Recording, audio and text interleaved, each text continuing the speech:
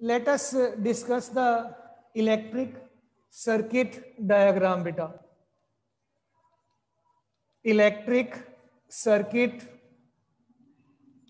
we have already completed beta. So we will be presently having beta circuit diagram beta. Circuit diagram क्या क्या meaning है, किस तरीके से हम बेटा सर्किट डायग्राम जो है अपने सर्किट सेटअप के लिए ड्रॉ कर सकते हैं। आइए बेटे इस चीज पे जरा फोकस करके देखें।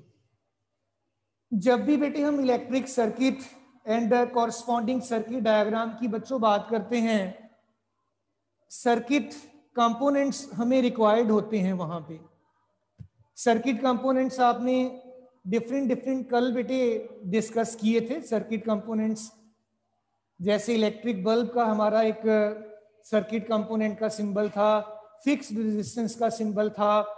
देन बेटा हमारे पास रियोस्टेट था, एमीटर था, गैल्वेनोमीटर था, वायर ज्वाइंट था and wires crossing without touching. ये सारे आपने अच्छे से कल बेटे डिस्कस किए थे।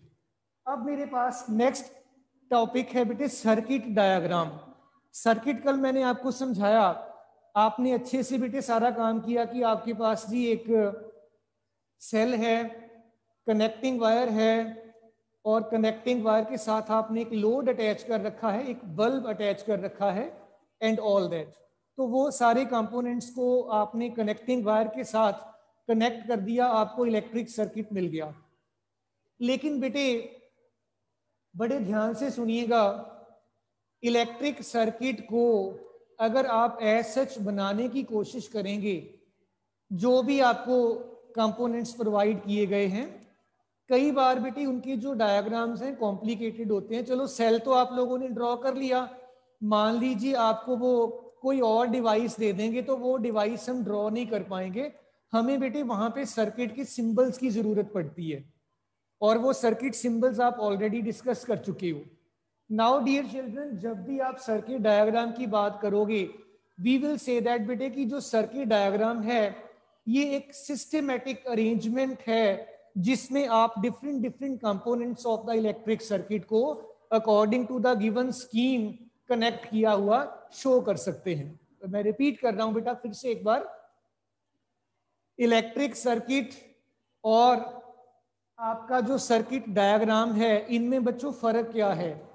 इलेक्ट्रिक सर्किट में आप अपने सारे के सारे कंपोनेंट्स को डायरेक्टली कनेक्टिंग वायर के साथ अटैच किया हुआ शो कर देते हैं, कोई दिक्कत वाली बात नहीं, आपको सिंबल्स नहीं यूज करने। लेकिन जब आप इलेक्ट्रिक सर्किट ड्रॉ करते टाइम असल वाले कंपोनेंट्स ना ड्रॉ करके उनकी जगह पे उनके सिंबल्स यूज कर लेते हो, that becomes with a circuit diagram. So dear children, circuit diagram जो है it is beta the arrangement of the circuit components in terms of their circuit symbols with it. Circuit symbols बच्चों कल हमने draw किया था, एक electric circuit draw किया था। इलेक्ट्रिक सर्किट में आपको याद होगा आपने एक सेल इस तरीके से बेटे सेल ड्रॉ किया, सेल का ये टर्मिनल था इस तरीके से और टर्मिनल के साथ आपने यहाँ पे एक इलेक्ट्रिक बल्ब जो है इसको इस तरीके से शो कर दिया था और यहाँ पे आपने एक स्विच की प्रोविजन रखी थी। अब इसी इलेक्ट्रिक सर्किट का सर्किट डायग्राम बच्चों हम कैसे ड्रॉ कर सकते हैं। सेल का सिंबल बेटे आपने कल किया था, it is given like this बेटा, इन दिस मैनर। ये आपका बड़े वाला पॉजिटिव और छोटे वाला लाइन नेगेटिव टर्मिनल को इंडिकेट करता है। कल हमने ये बात की थी। वंशिका कुछ कहना चाहती है, बोलिए पुत्र। वंशिका, बेटे वंशिका,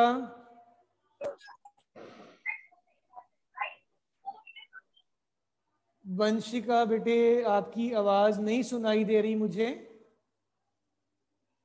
अगर आप थोड़ा लिख के मैसेज भेज दोगे आई विल फील बेटर बेटा। आपका नहीं, मुझे सुनाई नहीं दिया कुछ भी आपने क्या कहा है।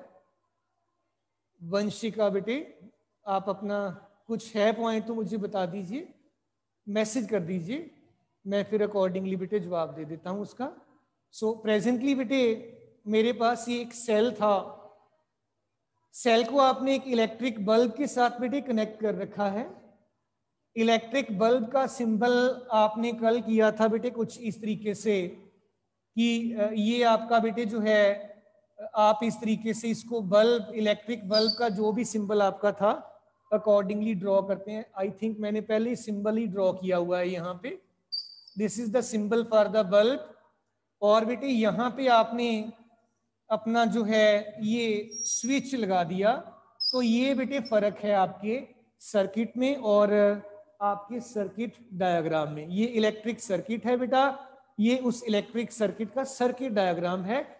इसमें आप अपने असल वाले कंपोनेंट्स बेटे जो हैं उनको यूज नहीं किया करते हो, आप उनके बेटे जो सिंबल्स हैं इन सिंबल्स की हेल्प लेकर अपने सर्किट को रियलाइज कर दिया करते हो बेटा। सो इन दिस मैनर आप अपना इलेक्ट्रिक सर्किट डायग्राम जो है ये ड्रॉ कर सकते हैं। नाउ बेटा डियर चिल्ड्रन, मैं थोड़ा सा बेटे बैकग्राउंड पे फिर से आपको लेके जाना चाहता हूं। हमने चार्जेस के बारे में बात की, इलेक्ट्रिक चार्जेस एट रेस्ट के बारे में बात की थी, इलेक्ट्रिक चार्जेस की प्रॉपर्टीज के बारे में बात की थी, और हमने बेटे ये भी कहा था प्रॉपर्टीज में स्पेशली कि जो लाइक चार्जेस हैं वो रिपेल करते हैं और जो अनलाइक चार्जेस हैं बेटा दे अट्रैक्ट ईच अदर। आइए थोड़ी मैं बात करता हूं बेटा जो electrostatic force between two charges at rest. कैसे इलेक्ट्रोस्टैटिक फोर्स आप निकाल सकते हो जब चार्जेस आपके रेस्ट के ऊपर हैं, या बेटे आप इसको बेटे कूलम्स फोर्स भी कह देते हो, कूलम्स फोर्स। बेटे मैं बेटे थोड़ा सा बैकग्राउंड पे आपको अगेन लेके जा रहा हूं ताकि हम थोड़ा इन इलेक्ट्रिक फोर्स और इलेक्ट्रिक फील्ड के बारे में जान जाएं और हमें आगे समझना थोड़ा सा आसान हो जाए। इमेजिन कर लीजिए ये आपके पास बेटे चार्ज Q1 है, कोई भी चार्ज हो सकता है ये, और मैंने क्योंकि नेगेटिव साइन नहीं डाला डायरेक्टली ये डिपिक्ट कर देता है कि ये पॉजिटिव चार्ज है। इसके साथ भी मैंने कोई साइन नहीं डाला, इट विल मीन दैट कि ये दोनों पॉजिटिव चार्जेस हैं, इनके बीच में रिपल्शन होगा अगर दोनों पॉजिटिव हैं। अगर दोनों नेगेटिव हैं फिर भी रिपल्शन होगा, अगर एक पॉजिटिव है एक नेगेटिव है फिर वो इनके बीच में अट्रैक्शन हो जाएगा बेटा। और इन चार्जेस के सेंटर्स के बीच में डिस्टेंस जो है लेट इट बी बेटे स्मॉल आर। ये चार्जेस रेस्ट पे हैं और ये पॉइंट चार्जेस हैं। कूलम्स लॉ हमारा इन दो चार्जेस के बीच में कितना फोर्स है, फोर्स का मैग्नीट्यूड हमें बेटे बता देता है। मैं स्टेटमेंट लिखने से पहले आपको बेटा अदरवाइज मैथमेटिकली थोड़ा समझा देता हूं, फिर मैं स्टेटमेंट भी लिखूंगा इसकी। कूलम्स लॉ के या कूलम्स फोर्स के अकॉर्डिंगली, कूलम्स फोर्स या कूलम्स लॉ भी बेटे मैं लिख देता हूं यहाँ पे। इसके अकॉर्डिंगली बेटे क्या है कि आपके सेटअप पे जितनी भी इलेक्ट्रिक फोर्स एक्ट कर रही है दोनों चार्जेस के बीच में, चाहे वो अट्रैक्टिव है चाहे वो रिपल्सिव है, that is directly dependent upon the product of the two charges. मान लीजिए ये चार्ज 5 कूलम का है, ये 10 कूलम का है, इनका प्रोडक्ट कितना हो गया 5 × 10 50 कूलम स्क्वायर हो गया। सो बेटे ये इनके बीच में जितना भी फोर्स का मैग्नीट्यूड होगा वो product of the two charges पे डायरेक्टली डिपेंडेंट है। सेकेंडली डियर चिल्ड्रन, इनके बीच में जो फोर्स है ये इस बात पे भी डिपेंड करता है कि इनके बीच में डिस्टेंस कितना है, और ये inversely square of the distance के ऊपर डिपेंडेंट होता है। अब हमने क्या किया, ये वाली चीज और ये वाली चीज इन दोनों को बेटे इकट्ठे कर लिया, क्लब कर लिया। On combining these two equations बेटा मेरे पास बन जाएगा इन दोनों चार्जेस के बीच में जितना भी फोर्स है that is proportional to, this is proportionality sign हमने 9th क्लास में बड़ा डिटेल में कर रखा है बेटा, ये Q1 Q2 अपॉन R का स्केयर। और अगर मैं इस साइन को हटा दूं तो I will be getting proportionality constant बेटा। So I will say that F is equal to K into Q1 into Q2 upon R square. और बच्चों जो K है दिस इज कूलम्स कांस्टेंट बेटा। और बेटे एयर अगर आपका मीडियम हो तो एयर के लिए K की value 9 into 10⁹ newton metre square पर कूलम स्क्वायर के बराबर जो है ये हुआ करती है। सो इस तरीके से आप इन दोनों चार्जेस के बीच में जो फोर्स है इंटरेक्शन का, may be attraction may be repulsion, उसका मैग्नीट्यूड निकाल सकते हैं। तो डायरेक्शन पुत्र आपको पता होती है, अगर तो दोनों आपके पॉजिटिव चार्जेस हैं तो रिपेल कर जाएंगे, अगर दोनों ही नेगेटिव हैं तो भी रिपेल करेंगे, अगर एक पॉजिटिव एक नेगेटिव है फिर अट्रैक्ट करेंगे। और याद रखिए डायरेक्शन जो है that is always along the line joining the centres of the two charges. ये जो लाइन आप देख रहे हो इस लाइन के अलोंग एक्ट करेगी और किसी डायरेक्शन में नहीं। अब बेटे मैं स्टेटमेंट भी लिखने जा रहा हूं कूलम्स लॉ का, सारे स्टूडेंट्स जरा ध्यान से देख भी लीजिए और इसको ब्रीफली नोट भी कर लीजिए बेटा। So I will say that बेटा according to Coulomb's law the force of interaction between the two charges, rather बेटे 2 point charges कहना चाहिए, 2 point charges at rest is directly proportional to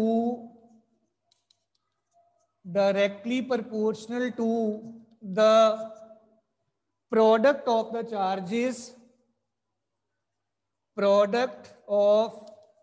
the charges and inversely proportional to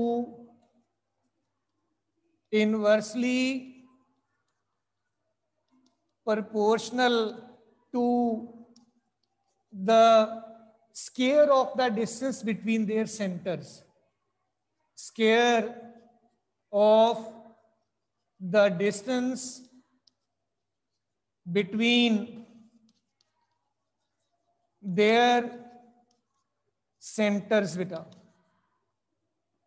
सो बेटे इस तरीके से जो चीज हमने मैथमेटिकली लिखी थी उसी को स्टेटमेंट की फॉर्म में पुट कर दिया, कुछ भी हमने इसको बदला नहीं है रिलेशनशिप को लिखने में बेटा। मैं रिपीट कर रहा हूं डियर चिल्ड्रन, आपके जो 2 पॉइंट चार्जेस हैं जो रेस्ट पे हैं इनके बीच में फोर्स ऑफ अट्रैक्शन या रिपल्शन इस बात पे डिपेंडेंट है कि दोनों चार्जेस के मैग्नीट्यूड्स का प्रोडक्ट कितना है, सीधा सीधा इस बात पे डिपेंडेंट है दिस वे।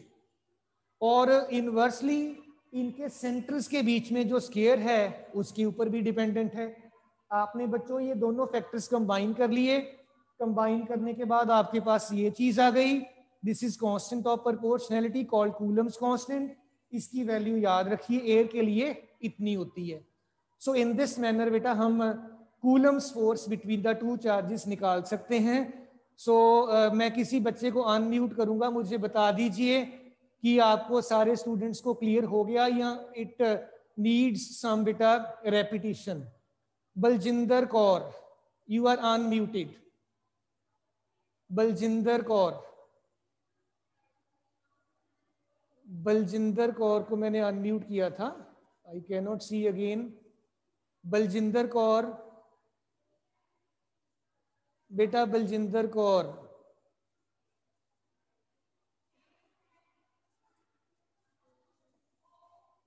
बलजिंदर बेटे आप अनम्यूटेड हैं, आपकी आवाज मुझे नहीं आ रही है।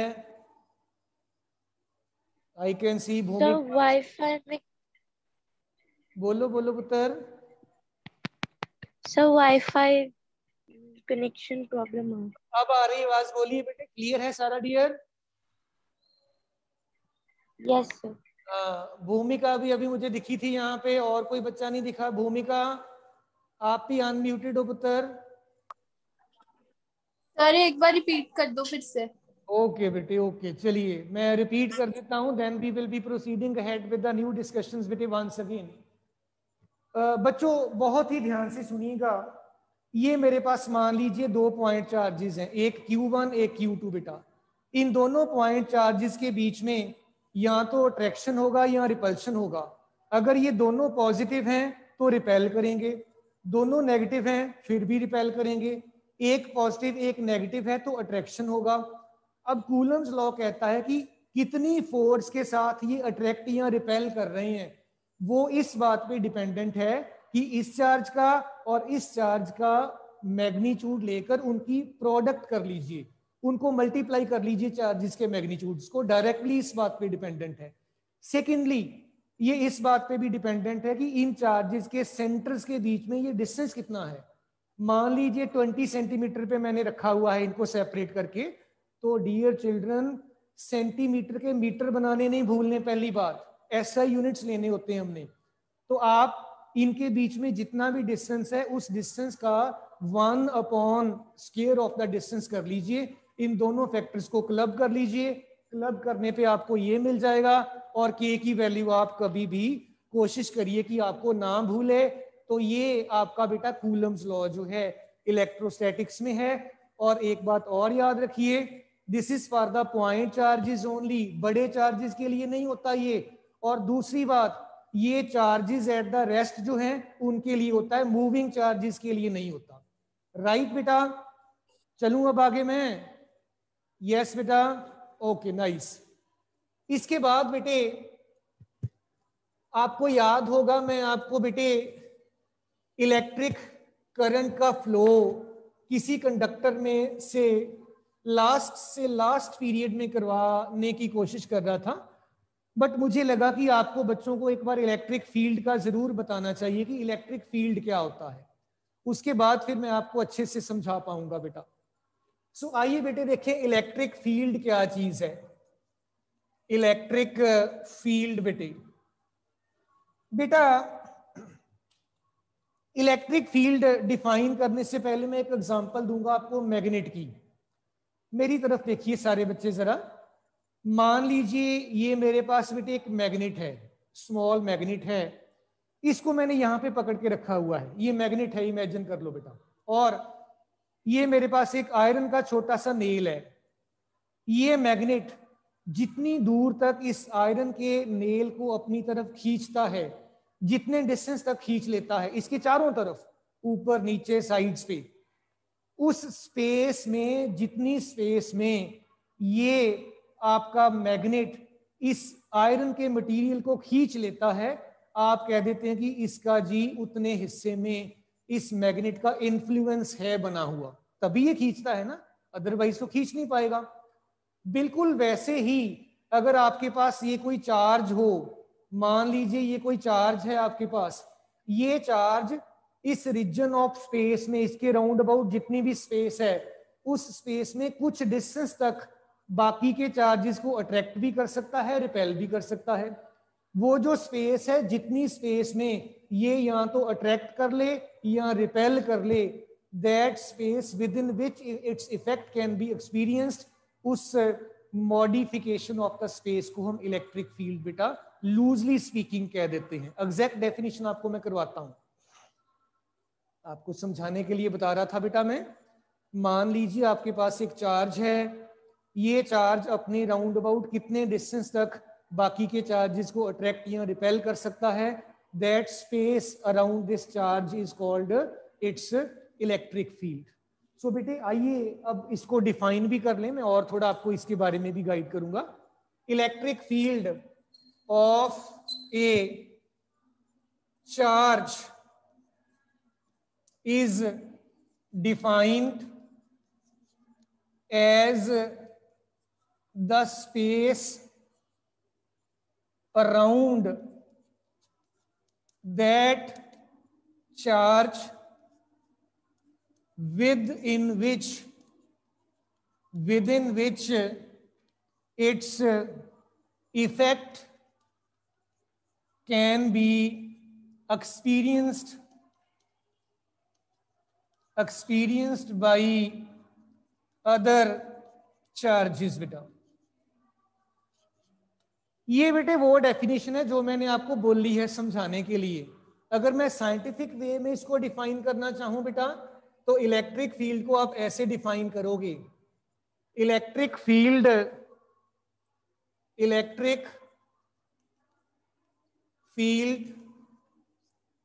at a point is defined as the electric force experienced by a unit positive charge at that point। क्या लिख दिया मैंने बेटा, ये मैं एक बार आपको समझाना भी चाहूंगा बच्चों। आइए पहले मैं समझाऊं, फिर ही कुछ और बात करूंगा। ये तो आपको समझाने के लिए डेफिनेशन लिखा था, इसको मैं रब कर रहा हूं। बच्चों सारे स्टूडेंट्स मेरी तरफ देखिए, नोट करना बंद करिए 1 मिनट के लिए। ये मान लो आपके पास चार्ज है बेटा, क्यू चार्ज है, और आप बेटे इस चार्ज को ओ पॉइंट पे रखे हुए हैं। ये ओ पॉइंट मैंने बोल दिया इसको। आप इस क्यू चार्ज का इस पी पॉइंट पे इलेक्ट्रिक फील्ड निकालना चाहते हैं। फिर से पुत्र सुनो, चार्ज ओ पॉइंट पे पड़ा है, आप पी पॉइंट तक, पी पॉइंट आपका इससे आर के बराबर डिस्टेंस पे है, आप यहां पर इस चार्ज की वजह से इलेक्ट्रिक फील्ड निकालना चाहते हैं। आप क्या करोगे, अकॉर्डिंग टू द डेफिनेशन, यहां पे आपने 1 यूनिट पॉजिटिव चार्ज रख दिया, प्लेस कर दिया। इन दोनों के बीच में जितना भी अब आपका इलेक्ट्रिक फोर्स होगा उसी को इलेक्ट्रिक फील्ड बोल देते हैं, यही ये डेफिनेशन कहती है। अब इनके बीच में इलेक्ट्रिक फोर्स कितना है, दिस इज इक्वल टू के Q1 Q के बराबर है, Q2 1 के बराबर है, डिवाइडेड बाई आर स्क्वायर आ जाएगा। इसका मतलब ये हुआ बेटे, आपका जितना फोर्स है इलेक्ट्रिक फील्ड भी हमने उतना ही बोला है ना, so it will B K into Q upon R का स्क्वायर। बेटा जनरली हम बेटे इलेक्ट्रिक हमारा जो फील्ड है इसको कुछ इस तरीके से डिफाइन किया करते हैं कि जिस भी पॉइंट पे आपने इलेक्ट्रिक फील्ड निकालना है उस पॉइंट पे यूनिट पॉजिटिव चार्ज रख दो, और ये चार्ज आपका जो है ये पड़ा ही है। जो चार्ज आपका यहाँ पे पड़ा है इसको बेटे हम बोल देते हैं सोर्स चार्ज। सोर्स चार्ज जिसका मतलब आप इलेक्ट्रिक फील्ड निकालना चाहते हैं, जिसकी वजह से यहाँ पे जो आप चार्ज रखे हुए हो यूनिट पॉजिटिव चार्ज, इसको बोल देते हैं टेस्ट चार्ज। इसकी हेल्प के साथ हम टेस्ट कर रहे हैं, that is why this is called test charge बेटा। और बेटे डियर चिल्ड्रन, एक छोटा सा और एग्जांपल मैं ले रहा हूं पुत्र। इमेजिन कर लीजिए आपके पास एक चार्ज ये Q है और दूसरा चार्ज आपके पास Q0 है। ये आपका, मेरे कहने का मतलब है, सोर्स चार्ज है, ये आपका टेस्ट चार्ज है बेटा। तो बेटे ऐसे केसेस में इलेक्ट्रिक फील्ड जो होगा ये बेटे होता है force divided by test charge. आप टेस्ट चार्ज के मैग्नीट्यूड से डिवाइड कर दो फोर्स को, आपको फील्ड मिल जाएगा। और याद रखिए टेस्ट चार्ज Q0 जो है it should be very very small. बहुत बड़ा चार्ज नहीं होना चाहिए, ये छोटा चार्ज होना चाहिए। अब बेटा एक स्टेप और आगे चलेंगे। ये जो दोनों चार्जेस आप देख रहे हो ये Q एंड Q0, इनके बीच में बेटा मेरे पास फोर्स की अगर मैं बात करूं that is K into Q एक चार्ज, इंटू Q0 दूसरा चार्ज, डिवाइडेड बाई इनके बीच में जितना भी डिस्टेंस है इसका स्क्वायर। ये बात हो गई बच्चों। अब आप ये वाला फोर्स जरा ध्यान से देखिए, इसकी वैल्यू यहां पे पुट करिए। ये आइए मैं करके दिखाऊं आपको, वैल्यू पुट करके what we get over here. मेरे पास बेटे आ जाएगा, देखो जब मैं यहाँ पे ये F की वैल्यू लिख दूंगा, I will get electric field is equal to K Q not upon R का स्क्वायर। ए Q नॉट ये पड़ा है नीचे, समझ रहे हैं ना बेटे सारे स्टूडेंट्स, पता चल रहा है dear children? Should I proceed ahead बेटा? यस बेटे डियर ऑल, ओके नाइस। ये Q नॉट आपका बेटे कैंसल आउट हो गया देखिए, और आपके पास इलेक्ट्रिक फील्ड बच गया K Q अपॉन R का स्क्वायर बेटे। सो इन दिस वे बेटे आप इलेक्ट्रिक फील्ड की वैल्यू अगर कैलकुलेट करनी पड़ जाए आप कर सकते हैं। वैसे आपको पूछेंगे नहीं, ये सिर्फ आपको मैं समझा रहा था because I need this concept in order to explain some other concepts to you बेटा। सो बेटे डियर चिल्ड्रन याद रखिए इलेक्ट्रिक फोर्स क्या चीज है और इलेक्ट्रिक फील्ड क्या चीज है। इनके मैग्नीट्यूड्स को बेटे हम किस तरीके से निकाल सकते हैं और वर्कआउट कर सकते हैं, दिस इज ए मस्ट बेटा। देन बेटे इस कंसेप्ट के साथ ही साथ मैं एक छोटा सा न्यूमेरिकल कर रहा हूं बेटा, आप भी मेरे साथ साथ करिए न्यूमेरिकल। देन बेटा हम आगे चलेंगे, आगे इनके बारे में डिस्कशंस करेंगे। अच्छा एक बात और बेटे आपको मैं मेरी बताने वाली रह गई है, जो डायरेक्शन आपकी इलेक्ट्रिक फोर्स की होगी वही डायरेक्शन आपकी इलेक्ट्रिक फील्ड की भी होगी। या आप ऐसे कह लो आपका जो इलेक्ट्रिक फील्ड है बेटा, इलेक्ट्रिक फील्ड ये बेटे पॉजिटिव चार्ज से नेगेटिव चार्ज की तरफ डायरेक्टेड होता है। पॉजिटिव चार्ज से शुरू होता है, नेगेटिव चार्ज की तरफ होता है। तो इसकी बात मैं डिटेल में और बाद में करूंगा। सो प्रेजेंटली बेटे मैं थोड़ा सा एक न्यूमेरिकल छोटा सा कर रहा हूं। इमेजिन कर लीजिए आपके पास एक 2 माइक्रोकूलम का चार्ज है, एक आपके पास ये बेटा 5 माइक्रोकूलम का चार्ज है। इनको आपने बेटे 10 सेंटीमीटर के सेपरेशन पे रखा हुआ है और बेटा मीडियम दोनों के बीच में एयर है। इनके बीच में फोर्स कितना होगा और उसका नेचर क्या होगा, this is what we want to calculate. बेटे मैं रिपीट कर रहा हूं, दो चार्जेस हैं, दोनों पॉजिटिव हैं, सेपरेशन आपके सामने है, मीडियम आपको दिया हुआ है, एयर में पड़े हैं। इनके बीच में कितना अट्रैक्शन या रिपल्शन होगा और आपका जो नेचर ऑफ द फोर्स है, नेचर का मतलब होता है बेटा कि आपका फोर्स अट्रैक्टिव है कि रिपल्सिव है। This is what do we mean by the term nature. आइए देखें बेटा नेचर ऑफ द फोर्स का मीनिंग क्या है। लेट अस बेटे कंसंट्रेट अपॉन दिस बेटा। इस केस में आई विल से दैट बेटा मेरा जो फोर्स है that is equal to K Q1 Q2 upon R square हुआ करता है। आप देखिए आपका Q1 this is equal to 2 microcoulomb, 2 micro के कूलम बना लीजिए, -6 कूलम हो गया। Q2 आपका 5 माइक्रोकूलम, 5 10⁻⁻6 कूलम हो गया। R बच्चों आपका 10 सेंटीमीटर, ये 10 इंटू 10⁻⁻2 मीटर्स हो गया बेटा। तो ये SI यूनिट्स में हमने सारी कन्वर्शंस कर ली। अब हम वैल्यू पुट करेंगे यहाँ पे। आइए देखें, F will be equal to K की वैल्यू आपको याद है 9 10⁻⁹। Q1 ये आपके पास है बेटा 2 10⁻⁻6। Q2 है 5 10⁻⁻6 डिवाइडेड बाई डिस्टेंस का स्क्वायर। डिस्टेंस इतना है, स्क्वायर है तो 2 बार लिख देंगे। 10 10⁻⁻2 अगेन 10 10⁻⁻2। डियर चिल्ड्रन ये आपके पास देखो 10 इंटू 10 100 और ये 1/100 है, ये खत्म हो गया सारा। 5 इंटू 2 इनको मल्टीप्लाई कर लीजिए, ये 10 आ जाएगा। F आपके पास बन गया 9 10⁻⁹। ये एज सच मैंने रख लिया, इसको कुछ भी नहीं किया। एंड उसके बाद 5 इंटू 2 10 ये बन गया, पावर -6 और -6 ये -12 हो गया। इन द डिनोमिनेटर 10 की पावर -2 है, इसको मैंने एज सच रख लिया। बेटे हमेशा याद रखिए जब भी आप कैलकुलेशन करें 10 की पावर्स को अलग से ट्रीट करो, बाकी जो नॉन पावर्स हैं उनको अलग से ट्रीट करिए। आई होप कि ये आपने लिख लिया होगा। ये वाला पार्ट बेटे मैं रब कर दूं, ये वाला इस तरफ वाला। यस बेटे डियर चिल्ड्रन, ये चीज रब कर दूं मैं? ठीक है बेटा, ठीक है, ऑल राइट बेटा, thank you for your suggestions rather comments.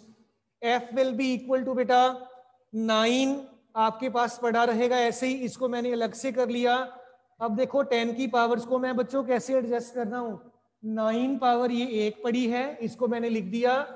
जब मल्टीप्लिकेशन होती है पावर्स आर एडेड, ये +1 पावर, और यहाँ पे फिर मल्टीप्लिकेशन है -12, ये डिनोमिनेटर में -2 है, ऊपर जाकर +2 हो जाएगा बेटा। सो एफ आपके पास बेटे बन गया जी। अगर आप ध्यान से देखो 9 10 रेज़ पर 9 + 1 10 + 2 12, और ये -12 साथ में, एफ विल बी 9 10 रेज़ पर 0 समथिंग पावर 0 1 होता है, F will be equal to 9 newton. तो दोनों चार्जेस 9 न्यूटन के फोर्स के साथ एक दूसरे को, क्योंकि सेम है, रिपेल करेंगे। ये फोर्स का जो नेचर है, नेचर जो है it will be repulsive, repulsive force होगा बेटे। Dear students, may I hope कि सारे बच्चों को पुत्र क्लियर हो गया है कंसेप्ट ये? हाँ जी पुत्र जी, सारे बच्चे बेटा। Dear children, may I hope कि सारे स्टूडेंट्स को क्लियर हो गया है पुत्र जी, सो दैट आई कैन। भूमिका कुछ कहना चाहती है, लेट मी अनम्यूट हर। हाँ जी भूमिका। सर ऊपर का पार्ट नहीं दिख रहा है, थोड़ा सा कैमरा ऊपर शिफ्ट करो। Yes yes yes, is it clear now? देख लीजिए, मैं रीएडजस्ट कर दूंगा, कोई बात नहीं। So this is how we do this all. Powers को अलग से, बाकी की चीज को अलग से हमने बेटा फोकस किया है। सो इस इन दिस वे आप इसको कर सकते हो। इसके बाद बेटे हमारा नया टॉपिक है, नाम मैं जरूर लिखूंगा आज, क्योंकि फिर हमें नेक्स्ट वीक वहां से स्टार्ट कर लेंगे बेटा। आप अगर ये आपका हो गया है तो नेक्स्ट टॉपिक का नाम लिख लीजिए, अदरवाइज टाइम आपका होने वाला ही है पुत्र। नेक्स्ट टॉपिक मेरे पास बेटे जो है, I will have with me बेटे the flow of charge through a conductor.